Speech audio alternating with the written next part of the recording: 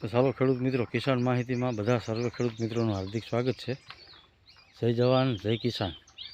આજે ખાસ મિત્રો આપણે વાત કરવાની છે કે હવે આ તમે જોઈ શકો છો કે આજે નવું ફૂટિંગ આવ્યું છે, એટલે કે નવું ફ્લાવરિંગ આવ્યું છે આંબાની અંદર.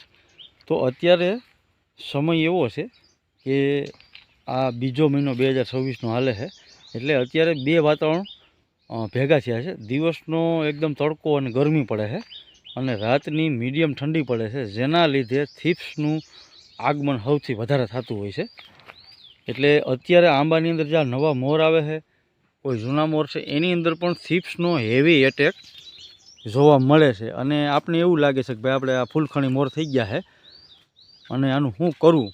કારણ કે તમે મોબાઈલની જે સ્કીન હોય ને એને નીચે રાખી અને પછી તમે મોરને ખખેરો તો તમને ખ્યાલ આવી જાય કે ભાઈ એમાં થીપ્સનો એટેક કેવો છે. કારણ કે કથીરી કરેલી થીપ્સ હોય છે, અમુક કાળા કલરની પણ થીપ્સ હોય છે. તો એના માટે આપણે ખાસ આજ વિડીયોમાં વાત કરવાના છે કે થીપ્સને કેવી રીતે અટકાવવી.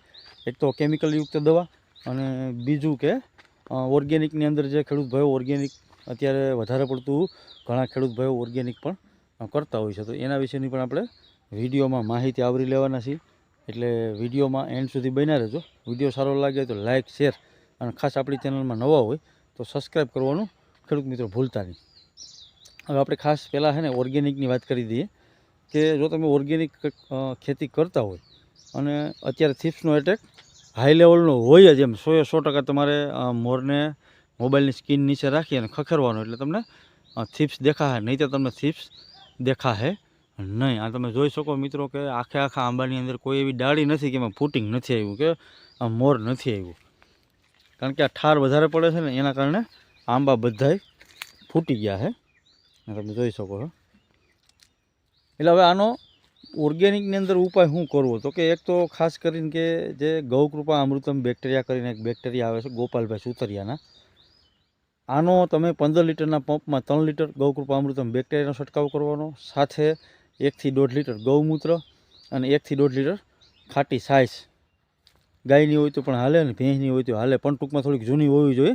આવી પંપની અંદર આટલું એડ કરીને બાકીનું જે વધે તમારે પાણી પંપમાં નાખવાનું 15 લીટરના. પછી જો છંટકાવ કરવામાં આવે તો મધ્યાના ઘોડા સામે અન્ય જે જીવાતો હોય જે આંબાને નુકસાન કરતી, એમાં પણ તમને બેસ્ટ રિઝલ્ટ, એટલે કે થીપ્સની અંદર પણ બેસ્ટ રિઝલ્ટ આ દવાથી ઓર્ગેનિક રીતે મળશે. અને બીજું કે ઓર્ગેનિક જે ખેડૂત ભાઈઓ ખેતી કરતા હોય જાતે પણ 10 પરણી અર્ક છે, 5 પરણી અર્ક છે, આવા બધાય નિમાસ્ત્ર છે, આવું બનાવી અને એનો પણ તમે છંટકાવ કરી શકો તો પણ તમને ઈયળની અંદર છે, ફૂગની અંદર છે અને થીપ્સની અંદર સારામાં સારું બેસ્ટ રિઝલ્ટ આંબાના પાકની અંદર તમને ખેડૂત ભાઈઓ મળે છે.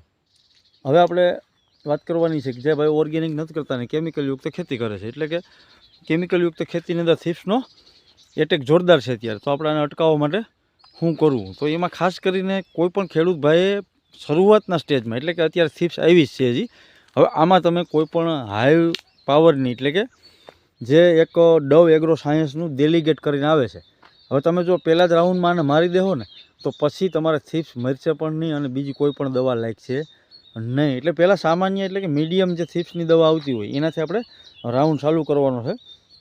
2 જ રાઉન્ડ થીપ્સના તમારે મારવા પડશે, વધારે મારવા પણ નહીં પડે.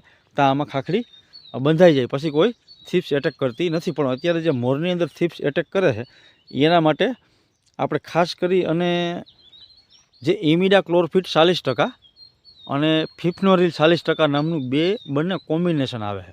આ ખાસ ખેડૂત મિત્રો ધ્યાનથી સાંભળજો કે ઇમિડા ક્લોરફિટ 40% અને ફિફનોરિલ 40% નામનું જે કોમ્બિનેશન આવે છે, કોઈ પણ સારી કંપનીનું લઈ લેવાનું છે. અને આને તમે સાથે કોઈ પણ સારું ફૂગનાશક પણ લઈ લેવાનું છે. હું તમને ખેડૂત મિત્રો બતાવું, જો આ રીતની આવી ફૂગ જોવા મળશે, આ ઠાર ઝાકર નાખાને એટલે સારું ફૂગનાશક એડ કરી દેવું. ઈયળ હોય તો કોઈ પણ સારી ઈયળની દવા પણ એડ કરી દેવી, જેથી કરીને થીપ્સની સાથે સાથે ઈયળ પણ મરી જાય. અને ઇમિડા ક્લોરફિટ તો આમાં 40% છે જ, એટલે તમારે ઘોડાની દવા, મધ્યાની દવા અલગથી છંટકાવ નહીં કરવી પડે. કારણ કે તમે મધ્યો પણ મરી જાય, થીપ્સ પણ કંટ્રોલમાં આવી જાય. ઇમિડા ક્લોરફિટ અને ફિફનોલિલ 40%, બે 40% કોમ્બિનેશન આવે છે. આ કોઈ પણ સારી કંપનીનું ખેડૂત મિત્રો લેવું, જેથી કરીને તમને રિઝલ્ટ પણ સારું મળે. એટલે આવી રીતે ખેડૂત મિત્રો આંબાના પાકની અંદર અત્યારે હાઈ પાવરની જે થીપ્સ આવી છે એના માટે આ દવાનો જો છંટકાવ કરવામાં આવે તો તમને થીપ્સની અંદર થીપ્સ કોઈ દી મરતી નથી. ખેડૂત મિત્રો ખાસ વસ્તુ યાદ રાખજો, પણ ટૂંકમાં એની નર્વસ સિસ્ટમ હોય ને આ દવાથી બ્લોક થઈ જાય, એટલે અમુક દિવસ એ કોમામાં વહી જાય અને ખાવાનું બંધ કરી દે, ત્યાં આપણો મોર કમ્પ્લીટ થઈ જાય. છતાં પણ એવું લાગે તો આપણે નેક્સ્ટ વિડીયો બીજા રાઉન્ડનો પણ થીપ્સ વિશેનો બનાવીશું, કે જે હવે પછી કઈ થીપ્સની દવાનો રાઉન્ડ મારવો, કારણ કે વધારેમાં વધારે આંબાની અંદર થીપ્સના રાઉન્ડ 2 જ મારવા પડે, એનાથી વધારે મારવા પડતા નથી. એટલે આ ખેડૂત મિત્રો ખાસ વાત યાદ રાખવી. હવે વિડીયો સારો લાગ્યો હોય તો લાઇક, શેર અને સબસ્ક્રાઈબ કરવાનું ખાસ ખેડૂત મિત્રો ભૂલતા નહીં. જય જવાન, જય કિસાન.